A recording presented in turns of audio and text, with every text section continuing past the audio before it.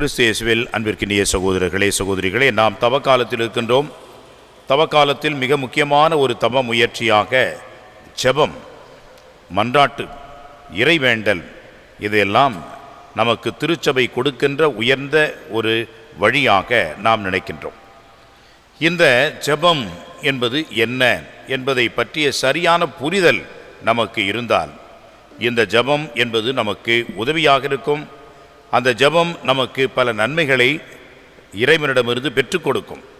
இந்த ஜெபம் அது சரியான புரிதல் இல்லை என்று சொன்னால் அதுவே நமக்கு விரக்தியையும் வேதனையையும் கொடுக்கும்.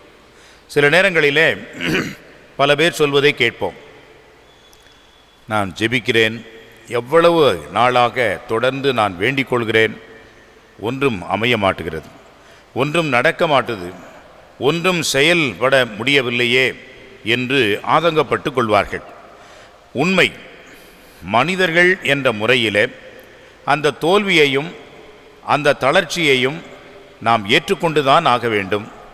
அது நம்முடைய வாழ்க்கையினுடைய ஒரு பகுதியாகவே அமைகிறது. இருப்பினும் இறைவன் மேல் கொண்டிருக்கின்ற அந்த நம்பிக்கையை அது குறைத்துவிடக்கூடாது.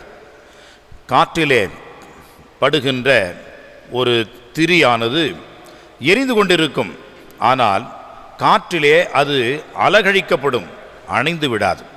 அதே போன்றுதான் நம்முடைய வாழ்விலே இந்த ஜெபம் என்பது நமக்கு மிகப்பெரிய ஒரு துணையாக இருக்க வேண்டும். நம்முடைய வாழ்விலே இறைவனை அணைத்து விடக்கூடாது.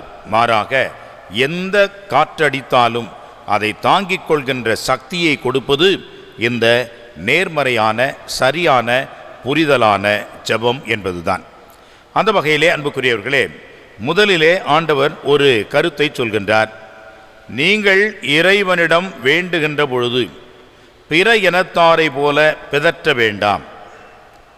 பிற இனத்தாரை போல பிதற்ற வேண்டாம். அப்படி என்றால் மற்ற மக்களும் ஜெபித்தார்கள், அவர்களுக்கும் கடவுள் என்ற ஒரு உண்மையான மேலான கொள்கையை கொண்டிருந்தார்கள், அவர்களும் அந்த கடவுளிடம் ஜெபித்தார்கள் என்பது நமக்கு தெளிவாகிறது.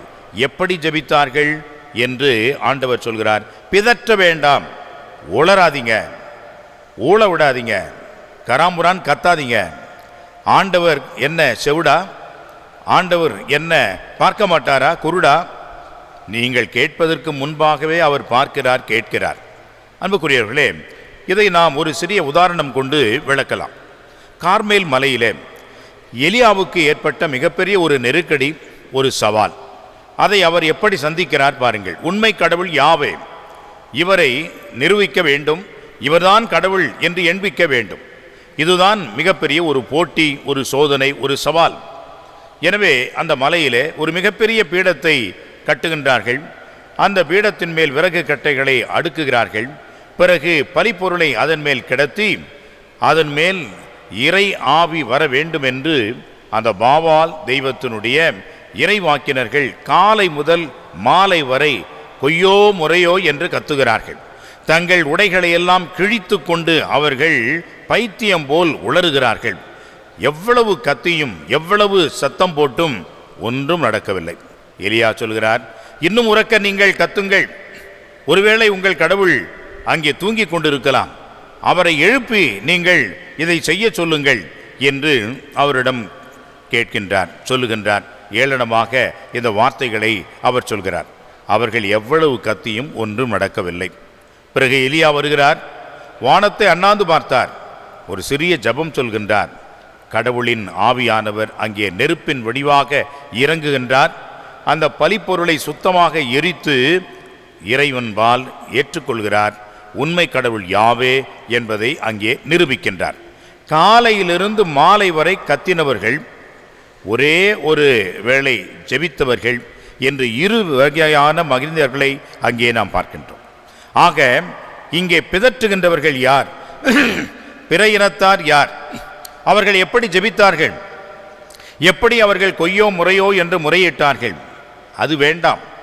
காரணம், உங்கள் தந்தை எல்லாவற்றையும் பார்க்கின்றார், எல்லாவற்றையும் கேட்கின்றார், எல்லாவற்றையும் அறிந்தவராக அவர் இருக்கின்றார். எனவே நீங்கள் கேட்பதற்கு முன்பாகவே உங்களுக்கு என்ன தேவை என்பதை ஆண்டவர் அறிந்திருக்கின்றார்.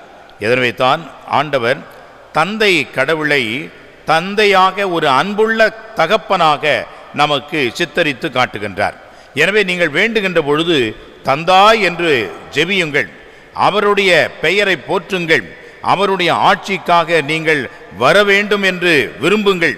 இதையெல்லாம் நீங்கள் செய்தீர்கள் என்றால் உங்களுக்கு இறைவன் என்ன கொடுக்க முடியுமோ அதை கொடுப்பார் என்று பின்வருகின்ற வரிகளிலே அவர் நமக்கு சொல்கின்றார். எனவே அதிகமாக சொற்களை அடுக்கிக் கொண்டே போவதனால் உங்கள் ஜெபம் கேட்கப்படும் என்று நினைக்கின்றீர்களா? இல்லை. எல்லாம் அறிந்த இறைவனுக்கு தெரியும் உங்களுக்கு எது தேவை என்று. ஜெபம் எனவே அன்புக்குரியவர்களே, கடவுளை மாற்ற முடியுமா? கடவுளை மாற்றாது ஜெபம். கடவுள் மாறாதவர். ஜெபம் யாரை மாற்ற வேண்டும்?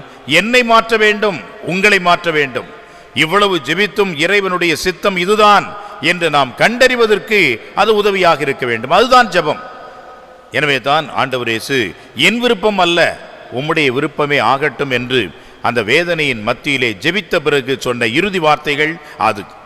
அன்னை மரியாவை பாருங்கள், எவ்வளவு நேரம் தர்க்கம் செய்தார்கள், ஐயம் தெளிவு படுத்திக் கொண்டார்கள். இறுதியாக இதோ முது அடிமை, முது வார்த்தையின்படி எனக்கு ஆகட்டும் என்று ஆண்டவருடைய சித்தத்திற்கு அடிபணிந்தார்கள். எனவே தான் அன்புக்குரியவர்களே, ஜெபம் என்பது இறை திருவுளத்தை ஏற்றுக்கொள்வதும் அதை வாழ்வதும் தானே ஒழிய பிதற்றுவதும் அடுக்கிக் கொண்டே போவதுமான வார்த்தைகளை கொண்டதுமான ஜெபம் அல்ல என்பதை இந்த தவ காலத்திலே நாம் உணர்ந்தவர்களாக இறைவனோடு இருக்கின்ற அந்த ஐக்கியமான உறவை இன்னும் ஆழப்படுத்துவோம். இந்த ஒரு ஜெப அனுபவத்திலே வளர்ந்து நம்முடைய பாவங்களுக்கு பரிகாரம் தேடி தவ காலத்தை சிறப்பாக நாம் கொண்டாடுவோம். ஆமென்.